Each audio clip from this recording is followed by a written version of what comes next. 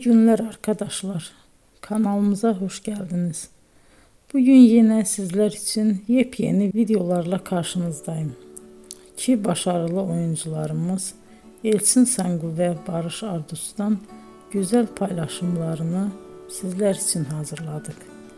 Elçin Sangu, Sevdim Alabora, Yalancı ve Mumları, Kiralık Aşk, İyi Günde Kötü Günde bu dizilerde rol almış ve herkes tarafından çok beğenilmiştir.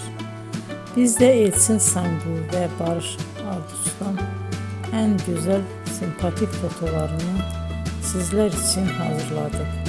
Bu karelerin devamını istiyorsanızsa emeğe saygı olarak kanalımıza abone olup yorum yazmayı unutmayın arkadaşlar.